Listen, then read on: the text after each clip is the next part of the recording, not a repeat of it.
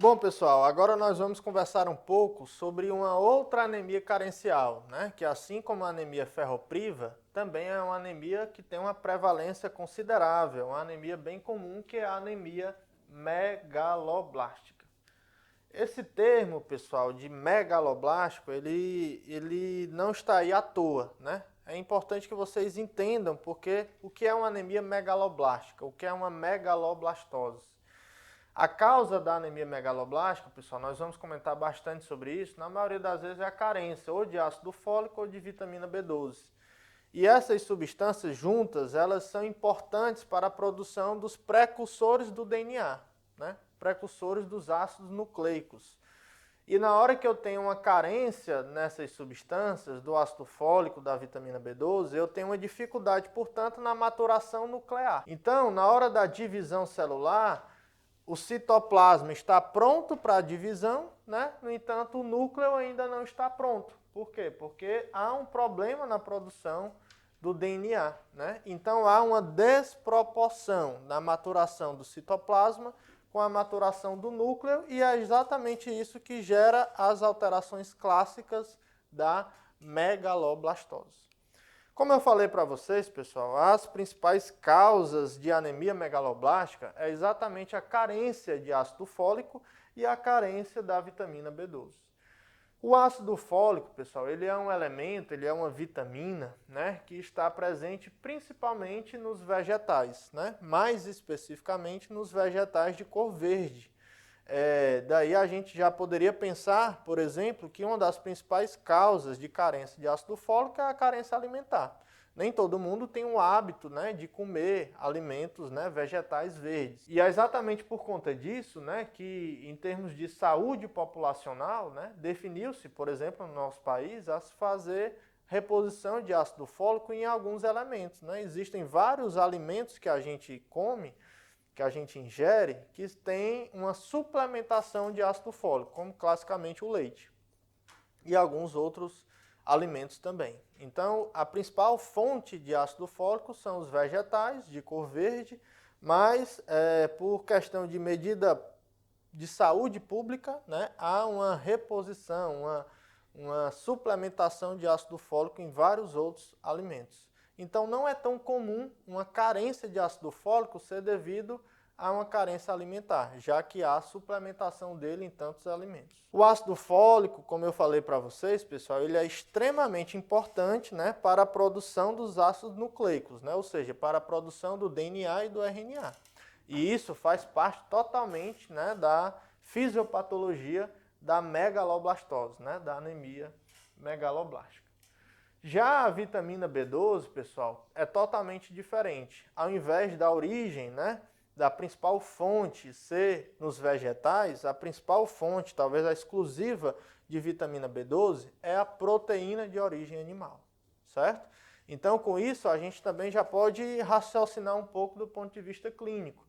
Aqueles pacientes que têm o hábito, né, de não comer carne de origem animal, eles podem vir a ter carência de vitamina B12, porque esta é a principal fonte de vitamina B12, de cianocobalamina. Qual é a relação, pessoal, entre o ácido fólico e a vitamina B12? É exatamente isso que eu estou tentando mostrar aqui para vocês.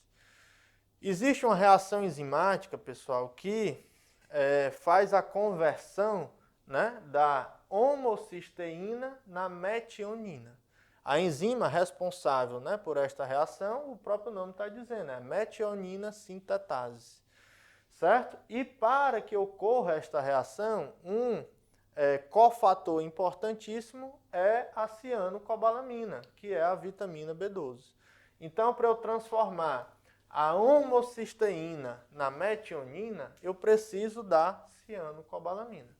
Do mesmo jeito que eu preciso também do metiltetraidrofolato, certo? Que é a forma do ácido fólico que está na circulação sanguínea, mas não é a forma funcionante intracelular. O ácido fólico, para ele exercer as suas funções dentro da célula, ele precisa estar na sua forma de tetraidrofolato e não metiltetraidrofolato.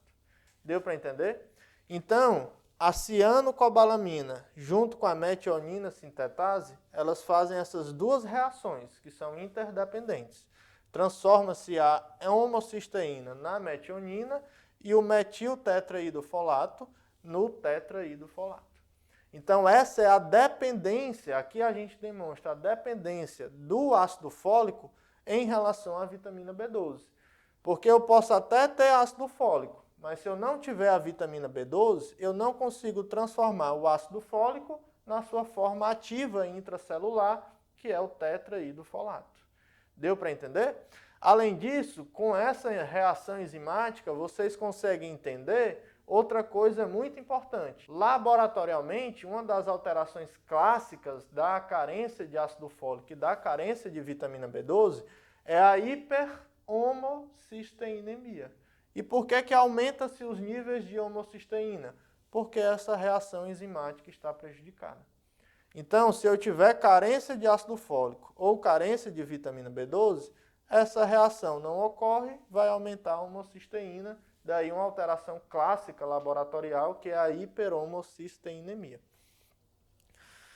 Quando, pessoal, o tetraidofolato, que é a forma ativa do ácido fólico, ele age dentro da célula, ele se transforma no dihidrofolato, em uma outra forma inativa de ácido fólico. E existe uma enzima que faz o caminho inverso, que é a dihidrofolato redutase, que é a que restaura o ácido fólico que tem ação dentro da célula. E por que eu estou falando essas viagens aqui do ponto de vista enzimático? Porque existem medicamentos que inibem a tetrahidrofolato redutase, como alguns antibióticos, como o Bactrim, né, sulfametazol, trimetoprim, como algumas medicações como o Tecnomet, que é o metotrexate, alguns quimioterápicos têm essa ação também. Certo? Então, entender essa parte chata, né, que é a fisiopatologia, vai nos dar propriedades para a gente entender algumas alterações clínicas, alguns dados importantes do ponto de vista clínico também. Além disso, pessoal, existe uma outra via enzimática que é muito importante, mas que ela depende essencialmente da vitamina B12, que é isso aqui, que é transformar o metilmelanoil coenzima A na succinil coenzima A. Isso depende da cianocobalamina, da vitamina B12. E quando isso não ocorre, ao invés de se transformar no succinil-CoA, a metilmelanoil-CoA se transforma no ácido metilmalônico. E aqui um outro dado interessante. Às vezes, quando há uma dúvida no contexto de uma anemia megaloblástica, se a carência é de ácido fólico ou se a carência é de vitamina B12, esta reação enzimática pode nos esclarecer. Por quê? Porque é comum, em ambas as condições, aumentar os níveis de homocisteína, por conta daquela reação anterior. Mas os níveis de ácido metilmalônico só alteram-se quando eu tenho carência de vitamina B12, porque o ácido fólico não tem ação nenhuma nessa via enzimática. Então, carência de ácido fólico e vitamina B12 aumenta a homocisteína, mas somente a carência de vitamina B12 aumenta o ácido metilmalônico.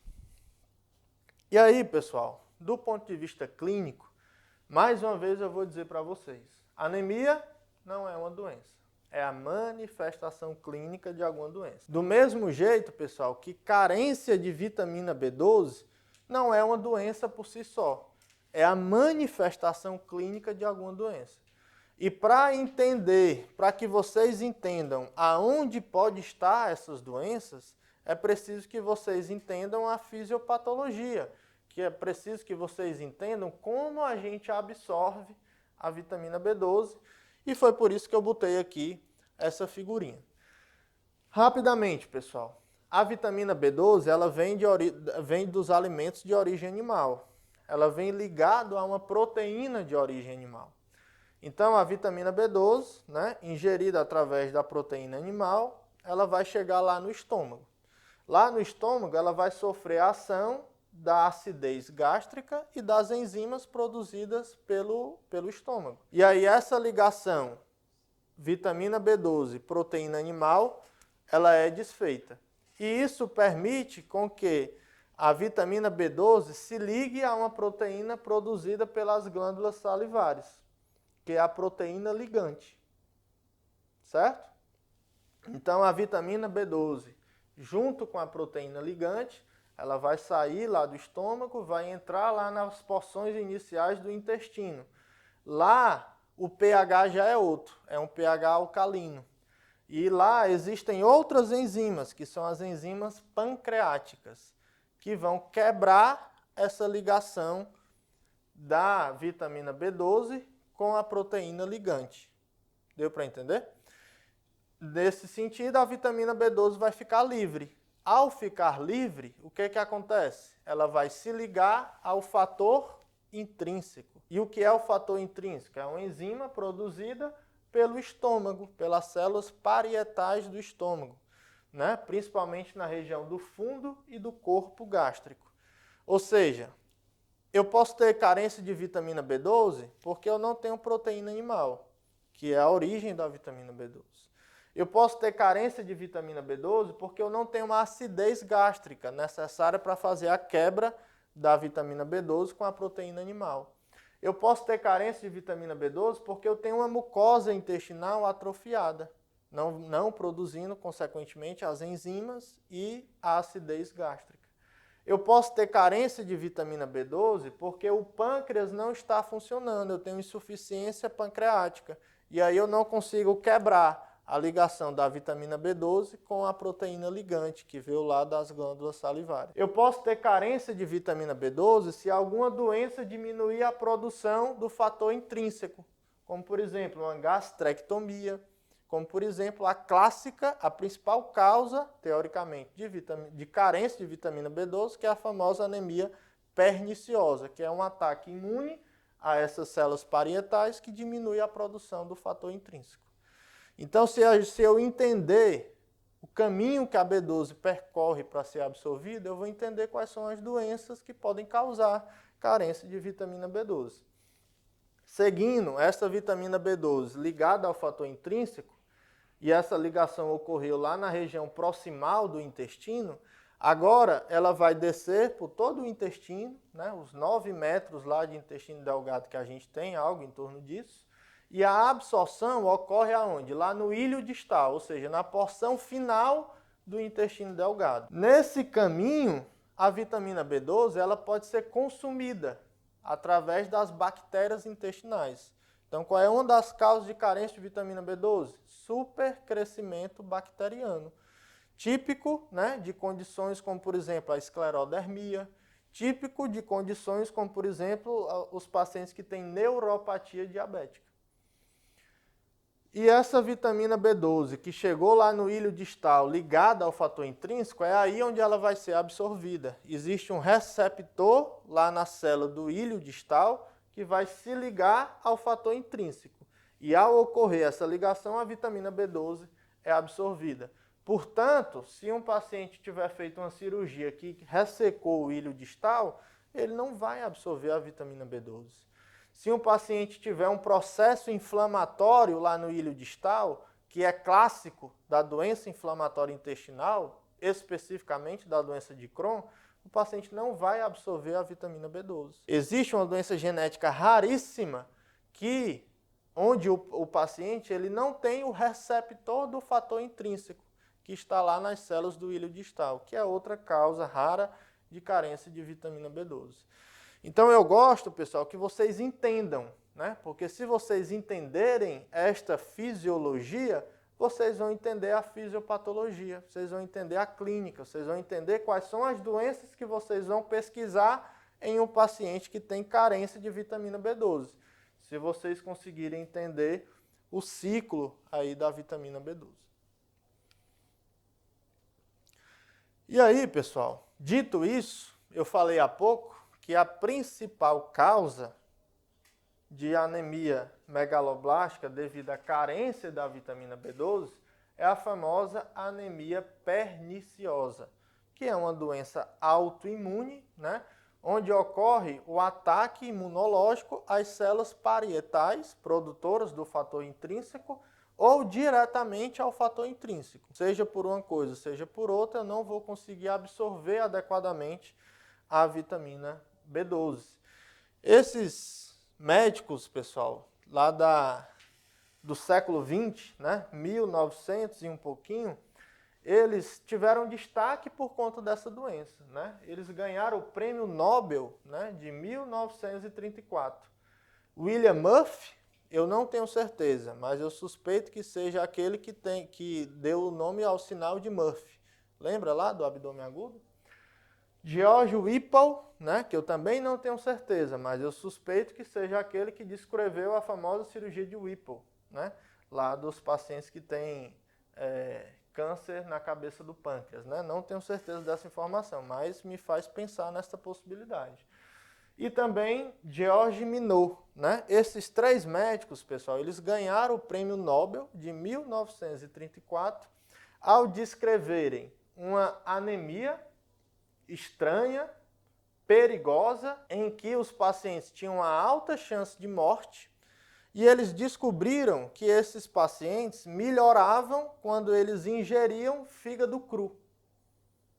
Eles ganharam o prêmio Nobel em 1934 porque eles descobriram que esta anemia perigosa, que mais tarde ganhou o nome de anemia perniciosa, melhorava quando o paciente comia fígado cru. Por quê, pessoal? Porque no fígado, né, existe uma grande quantidade de vitamina B12. Então, esses pacientes que tinham essa anemia, que muitas vezes causavam a morte nessa época, eles melhoravam com a ingestão desse tipo de alimento. É óbvio que mais tarde, né, a ciência evoluiu ao ponto de descrever toda a fisiopatologia da anemia perniciosa, que eu descrevi para vocês, que é uma gastrite autoimune, né? É um ataque imunológico às células parietais do fundo e do corpo gástrico, diminuindo a produção do fator intrínseco e, consequentemente, diminuindo a absorção da vitamina B12. Falando, pessoal, do ácido fólico, né, existe algumas causas clássicas de carência de ácido fólico. Não é tão comum, e eu já expliquei para vocês, a causa de carência de ácido fólico ser um déficit alimentar. Por quê? Porque muitos alimentos são suplementados com ácido fólico. Mas existem duas condições, e uma delas eu estou representando nesse slide, que cursam classicamente com carência de ácido fólico, né, que é o etilismo crônico. Por quê? Porque o cidadão, né, que toma uma lapadinha, uma lapadona todos os dias, ele não se alimenta, a não ser do tiragosto, né? Tem um tiragostozinho, mas na maioria das vezes quem bebe todos os dias, ele tem um déficit calórico muito importante. Então ele não se alimenta adequadamente, isso pode levar à carência de ácido fólico. Outra situação em que isso acontece, classicamente, são aqueles pacientes que têm bulimia, têm um distúrbio psiquiátrico, né, que tem anorexia nervosa, né, que simplesmente não comem. E aí muitas vezes, além de não comerem, eles provocam o vômito. Né? Por quê? Porque esses pacientes têm um distúrbio psiquiátrico que eles querem estar cada vez mais magros. Né? Eles se enxergam como tendo excesso de peso, apesar de cada vez perderem mais peso. Como eles não se alimentam, eles podem ter carência de ácido fólico. Por ter carência de ácido fólico, eles podem ter anemia megaloblástica. Outros exemplos clássicos da carência de ácido fólico, pessoal, são aquelas condições onde há uma sobrecarga na demanda por ácido fólico. O ácido fólico ele é importante para a produção do DNA. Então, toda vida que eu tiver um alto turnover celular, um processo fisiológico ou patológico que aumente a proliferação celular, eu preciso de uma quantidade maior de ácido fólico. E aqui eu estou exemplificando algumas dessas condições, né? Como, por exemplo, o meninoma, né? O feto crescendo intraútero, ele precisa muito de ácido fólico. Então, a gestante, se ela não fizer a reposição adequada de ácido fólico, ela pode ter carência de ácido fólico. Esse caranguejo aqui eu botei para lembrar, né? Qual é a doença que o caranguejo representa? Os cânceres, né? Então, as neoplasias, por terem uma alta taxa de multiplicação celular, elas consomem muito ácido fólico. Então, os pacientes portadores de neoplasia, se eles não tiverem ingestão aumentada de ácido fólico, eles podem evoluir com carência de ácido fólico. As anemias hemolíticas, né, como por exemplo a anemia falciforme, existe um alto turnover celular. Por conta da destruição em excesso das hemácias, a medula está produzindo em excesso as células sanguíneas. E essa produção em excesso gera uma demanda maior por ácido fólico e se não houver uma reposição, pode haver carência de ácido fólico, né? Essa é a causa das famosas crises blásticas dos pacientes que têm anemia, dos pacientes que têm anemias hemolíticas crônicas, né? E outra causa clássica de carência de ácido fólico é o paciente que faz hemodiálise, né? Aqui eu estou representando para vocês um paciente meu, do ambulatório, lá de clínica médica do Hospital César Calles, né? Claro que eu pedi a ele autorização para colocar essa foto. Na verdade foi ele que me enviou, né? Ele pediu à esposa para bater a foto e me enviou. Ele foi me encaminhado, né, por uma colega que é parente dele para investigar uma anemia. Me encaminhou porque ele estava com anemia, né? No final das contas, encurtando a história, qual era a causa da anemia dele? Anemia da insuficiência renal. Hipertenso, diabético, mal controlado, acabou evoluindo com nefropatia diabética, principalmente, e, no contexto dessa nefropatia diabética, doença renal crônica. Conduzi ele durante algum tempo com medidas conservadoras, né, sem precisar de terapia dialítica. Depois de um certo tempo, ele acabou me procurando já com sintomas de uremia, acabamos indicando hemodiálise para ele, né? Este paciente, se ele não fizer reposição de ácido fólico, ele pode ter carência de ácido fólico. Por quê? Porque a máquina de diálise consome bastante esse ácido fólico.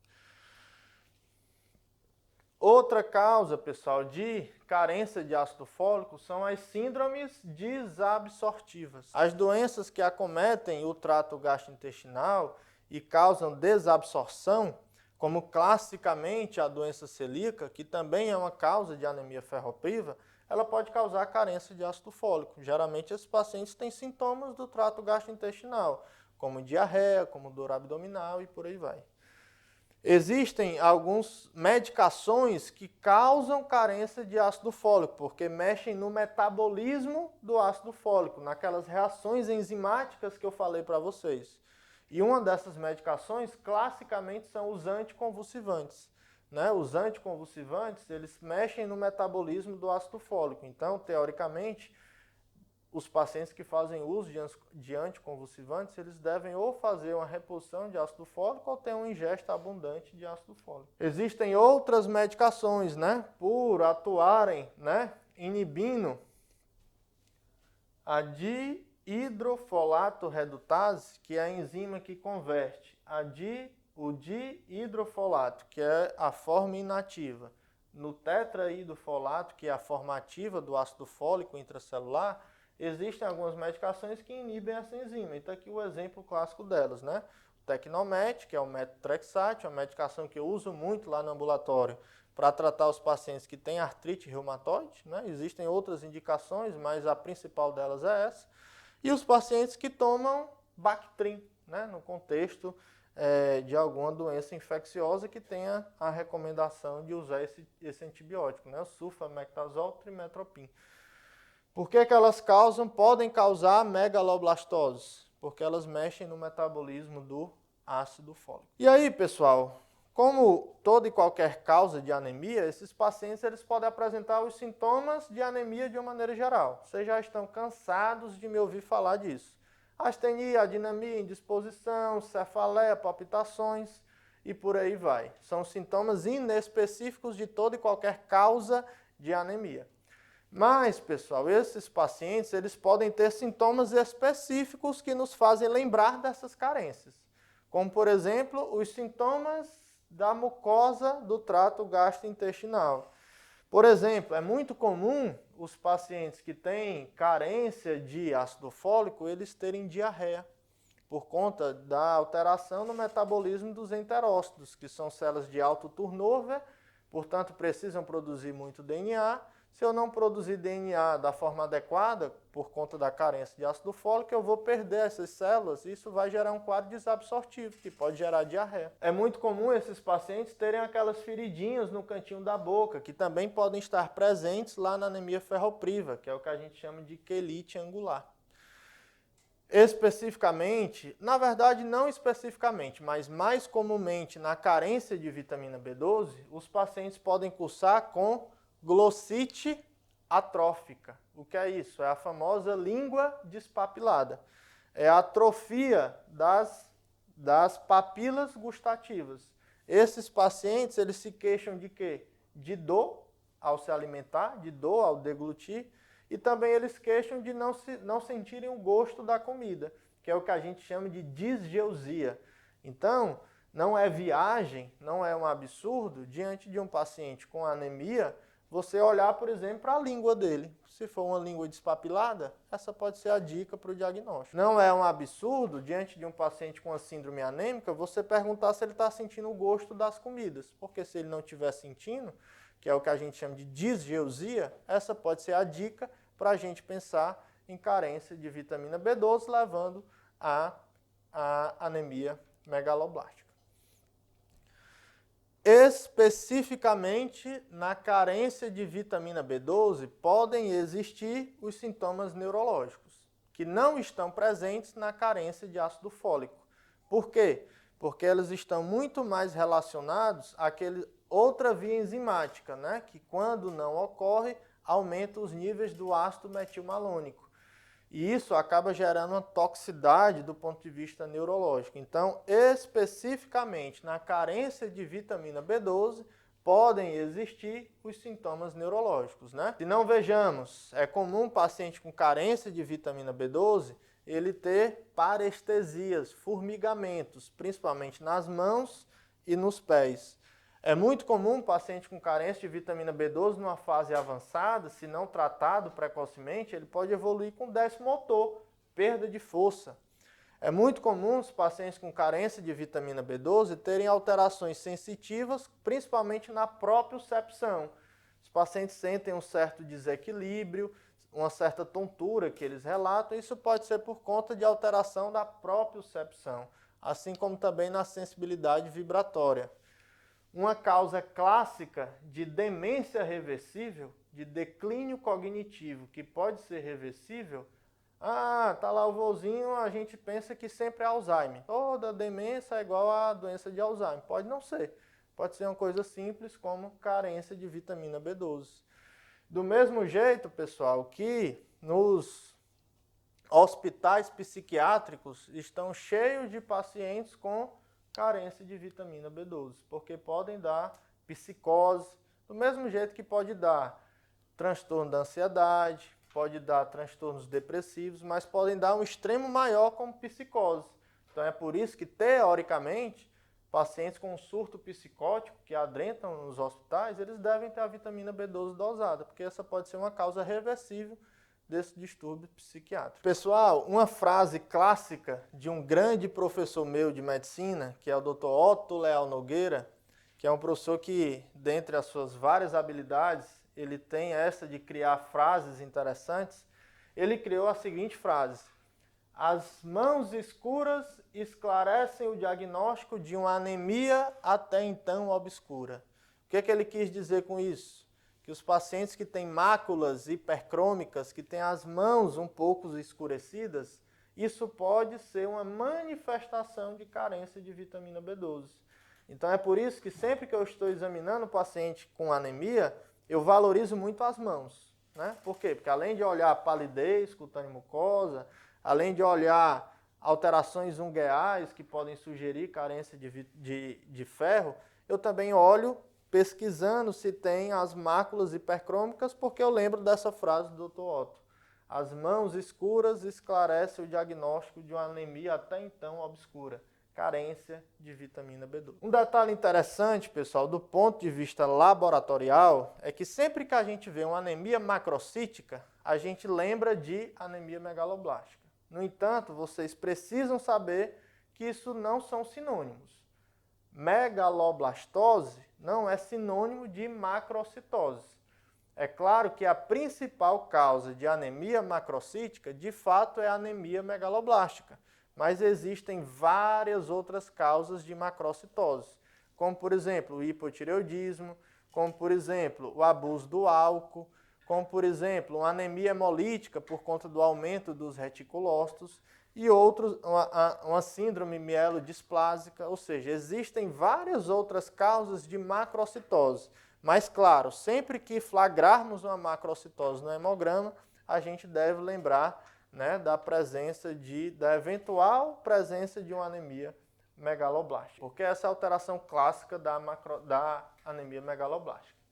E quais são as outras alterações laboratoriais que me fazem pensar nesse tipo de anemia, pessoal?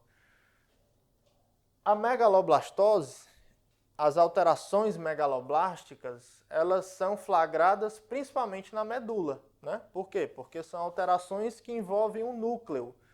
E as hemácias são células anucleadas. As plaquetas são células anucleadas. Então, para eu flagrar essas alterações nas hemácias, nas plaquetas, eu precisaria ir à medula. Mas os leucócitos são células que têm núcleo. Então, eventualmente, eu posso flagrar no sangue periférico as alterações megaloblásticas, como, por exemplo, os neutrófilos plurissegmentados. Né? O aumento da segmentação dos neutrófilos pode ser uma dica para megaloblastose. Os reticulócitos, pessoal, aqui é fácil vocês entenderem. Se está faltando substrato, ácido fólico e vitamina B12, eu não vou ter a produção dos reticulócitos. Então, as anemias carenciais, de uma maneira geral, que aqui estamos representando elas, né? Duas delas, que é a carência de ácido fólico e a carência de vitamina B12, elas cursam com reticulocitopenia, são anemias hipoproliferativas. A bilirrubina indireta pode estar aumentada. E aqui é fácil eu explicar para vocês, pessoal. As alterações megaloblásticas lá na medula, elas não passam pelo crivo, né, pelo controle de qualidade dos macrófagos intramedulares. Então, quando eu produzo uma célula com características megaloblásticas, os macrófagos identificam este defeito e fazem a quebra, a degradação desse precursor eritrocitário por conta dessas alterações megaloblásticas. Ou seja, eu tenho um aumento da destruição intramedular das hemácias. É o que a gente chama de eritropoese ineficaz. E isso pode elevar os níveis de bilirrubina. O LDH, pessoal, que é a desidrogenase lática, é uma enzima presente no citoplasma de praticamente todas as células. E sempre que há um turnover, um alto turnover celular, ou seja, uma proliferação exagerada ou uma destruição exagerada, eu posso ter uma elevação do LDH. Então, como eu tenho eritropoese ineficaz, eu estou tendo uma destruição exagerada dos precursores eritrocitários. Isso pode elevar os níveis do LDH. Lá na frente, nós vamos estudar sobre as anemias hemolíticas e vocês vão ver que essas alterações laboratoriais se parecem. Por exemplo, no hemograma da anemia megaloblástica eu tenho macrocitose. Lá nas anemias hemolíticas eu também posso ter, por conta dos reticulócitos aumentados. Lá nas anemias hemolíticas eu tenho um aumento da bilirrubina indireta. Lá nas anemias hemolíticas eu tenho um aumento do LDH. Mas a anemia hemolítica é uma anemia hiperproliferativa. Então, nelas, ao invés de ter uma queda nos reticulócitos, que é o que eu tenho aqui, os reticulócitos vão estar aumentados. Então, é uma das dicas para, do ponto de vista laboratorial, a gente fazer essa distinção. E claro, pessoal, para eu confirmar que a anemia é megaloblástica, que ela é causada pela carência de ácido fólico e a carência de vitamina B12, eu tenho que comprovar que esses elementos estão baixos, né? E a gente faz isso dosando o ácido fólico e dosando a vitamina B12. Algumas vezes, a gente pede, concomitante a isso, também os níveis de homocisteína. Por quê? Porque nem sempre a carência do ácido fólico e da vitamina B12 é tão exuberante. Fica ali no limiar, na faixa cinzenta dos exames, né? Nem está tão baixo, nem está normal. E aí a gente se pergunta, será que realmente a causa é a carência de ácido fólico? Será que a causa de megaloblastose é a carência de vitamina B12, já que está nessa faixa cinzenta dos exames? Neste caso, a gente pode dosar a homocisteína, porque ela eleva-se tanto na carência de ácido fólico como na carência de vitamina B12. Existem situações onde, eventualmente, eu posso ter dúvida se a causa da anemia megaloblástica é a carência de ácido fólico ou a carência de vitamina B12. E nessas circunstâncias, dentre outras coisas, a gente pode lançar mão da dosagem do ácido metilmalônico, que eleva-se somente na carência de vitamina B12. Na carência de ácido fólico, esse exame está normal. Eventualmente, se a clínica, se esses exames iniciais não esclarecerem o diagnóstico, eventualmente a gente pode lançar mão do mielograma. E lá no mielograma eu vou flagrar as alterações clássicas da megaloblastose. Eu confesso para vocês, pessoal, que na imensa maioria das vezes, esse mielograma ele é dispensável, né? A clínica, as alterações no hemograma, a dosagem do ácido fólico e da vitamina B12 e, eventualmente, da homocisteína e do ácido metilmalônico são suficientes para dar esse diagnóstico. Eu falei para vocês, pessoal, que a principal causa, pelo menos do ponto de vista de literatura, apesar de que eu, pessoalmente, na minha prática clínica, eu tenho a suspeita que esse dado é meu falseado. Mas se a gente for ler, se vocês abrirem lá o Cécio, abrirem o Harrison, eles falam que a principal causa de carência de vitamina B12 é a anemia perniciosa, que é uma doença autoimune. Então, portanto, sempre que dermos o diagnóstico de uma anemia megaloblástica, além de pesquisar todas aquelas outras doenças que eu mostrei para vocês, nós temos a obrigação de pesquisar a anemia perniciosa. E a gente faz isso através da dosagem desses dois anticorpos, anticélulas parietais e antifator intrínseco. E, eventualmente, a endoscopia também pode me mostrar as alterações clássicas dessa doença, que é a atrofia da mucosa gástrica, especificamente na região do fundo e do corpo gástrico. O tratamento, pessoal, dessas condições, teoricamente, é fácil, né? Se está havendo uma carência de ácido fólico ou uma carência de vitamina B12, eu vou repor o ácido fólico ou vou repor a vitamina B12, né, de acordo com aquele que estiver deficiente. A gente faz isso através de medicações orais, né? Existem diversas apresentações de ácido fólico e de vitamina B12. Em relação ao tratamento, pessoal, é muito importante que vocês entendam isso aqui. Este é o último slide da aula. Eventualmente, se estivermos diante de uma carência de vitamina B12, e se nós fizermos a reposição de doses altas de ácido fólico, o que é que pode acontecer? O paciente pode melhorar da anemia. Porque se eu fizer doses altas de ácido fólico, mesmo que a vitamina B12 esteja um pouco baixa, eu vou continuar ainda produzindo alguma quantidade de tetraidrofolato, que é o ácido fólico ativo intracelular, que é por conta da carência dele que aparece a anemia. Então, em circunstâncias que eu tenho uma carência de vitamina B12, se eu repor o ácido fólico, na verdade, eu posso até corrigir parcialmente a anemia. Só que eu vou estar depletando ainda mais os níveis de vitamina B12, que podem causar o quê? Os sintomas neurológicos, porque quando há carência de vitamina B12, há um aumento do ácido metilmalônico. Isso é o que justifica, dentre outras coisas, os sintomas neurológicos. Então, se eu tenho uma anemia megaloblástica, e na verdade essa anemia megaloblástica é por carência de vitamina B12, se ao invés de repor B12, eu repor o ácido fólico, eu posso até melhorar da anemia, mas eu corro o risco de piorar os sintomas neurológicos que teoricamente podem ser, inclusive, irreversíveis. Então é por isso que é tão importante a gente definir se a anemia megaloblástica é por carência de ácido fólico ou carência de vitamina B12 e fazer a reposição de uma maneira adequada. E para finalizar, pessoal, uma complicação raríssima, mas descrita da reposição dessas vitaminas é a hipocalemia, a redução dos níveis séricos de potássio. E isso pode gerar o quê? Arritmias. E essas arritmias, por serem arritmias ventriculares, podem causar uma morte súbita. Então, há relatos na literatura de pacientes que fizeram reposição muito agressiva desses elementos e evoluíram com hipocalemia. E, consequentemente, tiveram arritmias ventriculares e tiveram morte súbita. Então, moral da história, teoricamente, sempre que estivermos repondo vitamina B12 e ácido fólico, se for em grande quantidade, e principalmente se a anemia for grave, como vai haver uma produção excessiva de células na medula, o potássio pode cair. Então a gente tem que acompanhar os níveis de potássio nos pacientes que têm uma anemia grave e que estão em reposição de ácido fólico e vitamina B12, porque existem esses casos bem raros descritos na literatura dessa complicação.